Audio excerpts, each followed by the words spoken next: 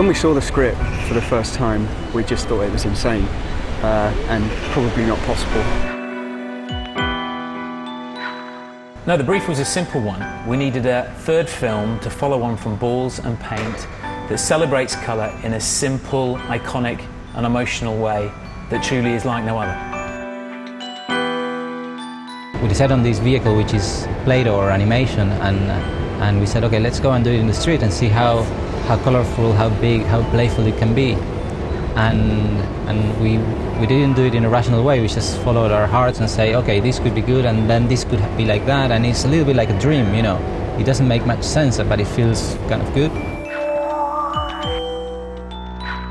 We spent quite a while just playing around with different designs and looks, and trying to find something that was not too sophisticated. It's all really quite old-fashioned stop frame techniques. It's nothing sort of state of the art about it. Underneath all the plasticine is a combination of foam and wire, and then so you can just kind of turn them a little bit like this so that you can look around. The animation itself was very much sort of rehearsed boot camp fashion, whereby we spend a week with a bunch of animators doing it again and again and again until they can do it in their sleep. We've got a minute and a half to do every frame. The bunny starts as a blob, and he's got to turn into something else. So I've got to make replacements for the blob to turn into a bunny. You've got a very small window of opportunity in one day because you've got real daylight. We weren't using any lights or special kind of lighting equipment, so we were using what we had, available light, which runs out in New York quite quickly because of the skyscrapers and the big shadows sweeping across. And animators go.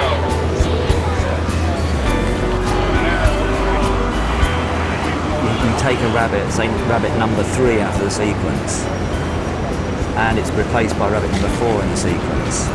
And then that rabbit number 3 that you've taken from here goes into another sequence over there where you take away rabbit number 2 and you put in rabbit number 3. So there's never any wasted rabbits. All the rabbits we had are in shot. Fire all cameras. I think we broke a few records with that shoot. I mean, firstly, the most animators on any set. We also had 200 odd puppets to deal with in one shot. We also did it outdoors, so we had the public walking amongst us, and we had to work with all of that. So it was one big experiment from the beginning, and it just, new problems unfolded every day. It was really like no other shoot I've ever done, or probably ever will. This is the biggest bunny show New York has seen since last week. So some of them will go from purple to blue, others will go from purple to red, and then red to green, and the ones which are on blue will go to green. Then it gets a little bit, well, it doesn't get more complicated, but so it's all about you'll be given a colour to get to and how many frames you've got to do it in. What we got in the mail was we got that little bunny up there, the green thing, and we were told to make it 30 feet tall. It's quite a talented bunch we got here, and they're all crazy enough to figure out, we could pull it off in the time allotted. I guess there's a level of expectation to do stuff that has never been done before on a scale that is particularly large. So you look at it and you think, how on earth are we going to get that done?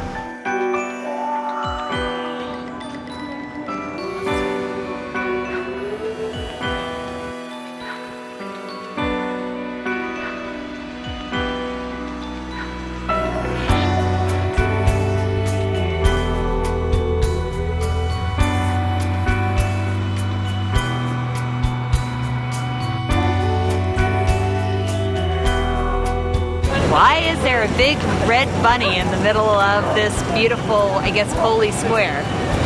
He's so cool. I like him. I think that thing is mad hot. Because it's mad big, I want to touch it. This piece of paper comes blowing across the plaza and stops at our feet. And it's the bunny.